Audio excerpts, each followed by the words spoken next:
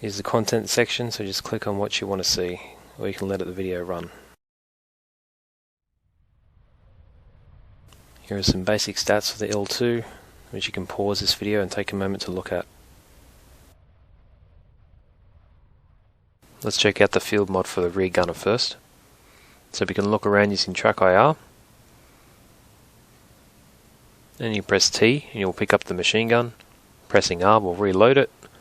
Use the mouse to aim. Left mouse button will shoot.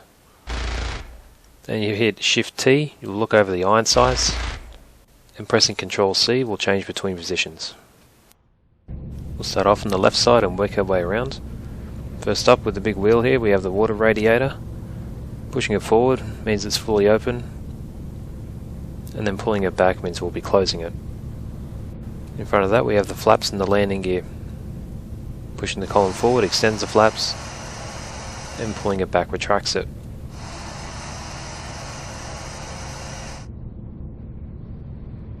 Next we have the throttle. Pushing it forward increases manifold pressure, and pulling it back is idle, and that decreases manifold pressure. Next to the throttle is the mixture control. Pushing it forward is fully rich, and pulling it back is leaning it out. The brown wheel is RPM control. Rolling it forward increases your RPM for finer pitch, and pulling it backwards is decreasing RPM for coarser pitch. Now moving in position to see the front panel, we have the elevator trim reel.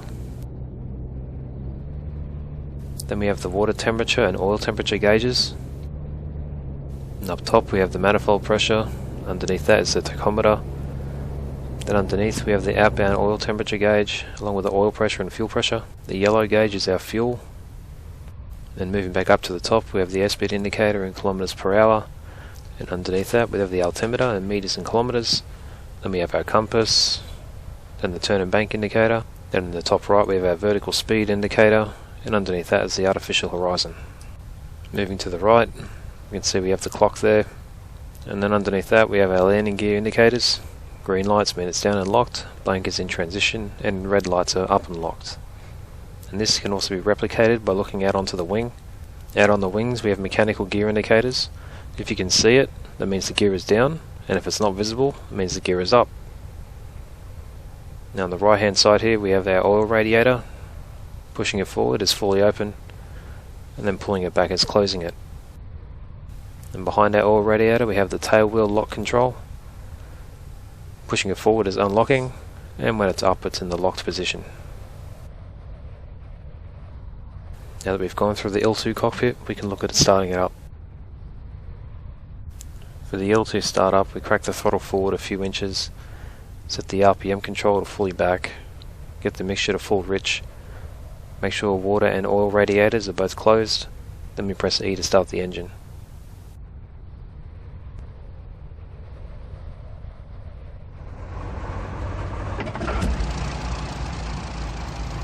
Alright, so now the engine's started, we open the oil radiator fully, then you can stick your head out the window and check out the exhaust flames and lean out the mixture until those orange flames disappear and you end up with a nice hot blue flame. And depending on the ambient temperature outside, you can keep the water radiator shut or you can open it. And the last thing we do is unlock the tail wheel. And before we start taxiing, we stick our head outside, make sure there's no obstructions, apply power and move forward. So we'll skip the taxiing sequence and go straight to the takeoff. As we come up to the runway for the IL-2 takeoff, remember that it has the tail wheel, so we need to lock it, and then we roll forward the extra few feet to make sure the tail wheel is straight. So now we'll apply the brakes, and then we'll go through the takeoff checklist. So our tail wheel is locked, now we close the canopy as well, and we ensure our radiators are both set to fully open. So moving the water radiator forward, don't need any flaps for this, make sure our mixture is fully rich. RPM control should be all the way forward. Now a quick check of the temperatures required for takeoff. It's all good. And a quick check to make sure the oil radiator is open and the tail wheel is locked.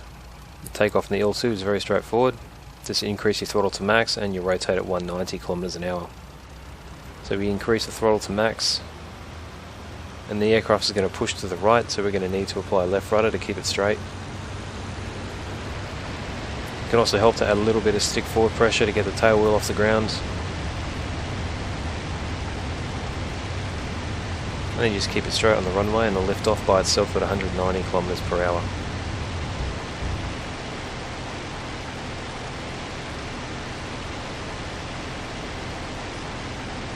And we start our climb up to circuit altitude and we track the gear. So we've got 2 red lights, so the gear is up and locked. Not going to sustain a climb, so we reduce the mixture. Now we'll enter the circuit and go through the landing checklist.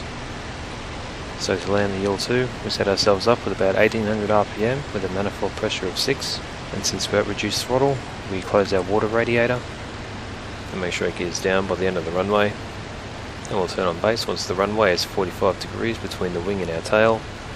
Then we'll start descending by this point at about 150 meters a minute. And then once we turn on the final, we need to deploy our flaps when our speed is below 210 kilometers per hour. And then we can reduce our throttle and make our approach at about 200 kilometers per hour. And we'll be touching down at about 150 to 160.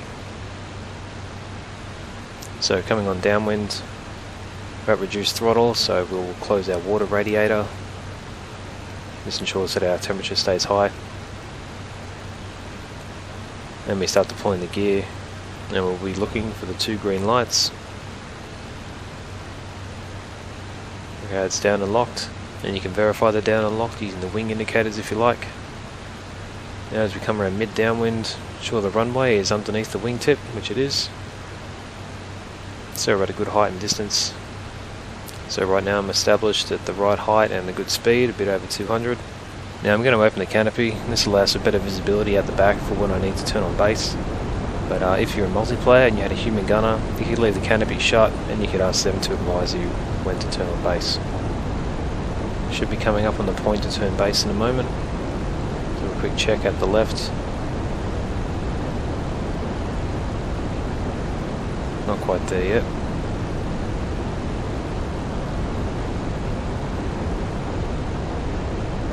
Alright, so that looks about the right position.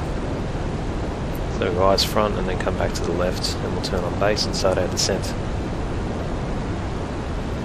So now we're descending on base and we want to make sure our speed doesn't get too high. So just adjust your pitch and throttle accordingly. And we'll do a quick check of the runway position. Alright, looks good. Then we can roll out, check for any other traffic, and then we can continue on to finals. Now once we're established on our final approach, we should already be at our target airspeed of 210 km an hour, so we can just deploy the flaps immediately. And once you do this, the aircraft is going to change dramatically in how it feels on approach. You're going to have to apply forward stick to counter the nose up tendency, and then you can use the elevator trim reel, and that'll take off the pressure required to maintain this attitude. Now since we're going to be performing the flaps landing, when we touch down we want to have full back pressure. But if you were going to do a landing without flaps, you don't apply full back pressure, instead you just have a position just slightly back of centre. Now we're getting closer to the runway, so I'll start flattening out a bit to bleed off some extra airspeed, and I'll aim to touch down just past the front of the runway. Getting close to the ground, so applying the full back pressure, touching down at 150, 160. Get a slight bounce, but that's okay because this thing is built like a tank. That was the IL-2 familiarization video. If you like my videos and you want to see more, just let me know in the comment section or hit the like button and subscribe.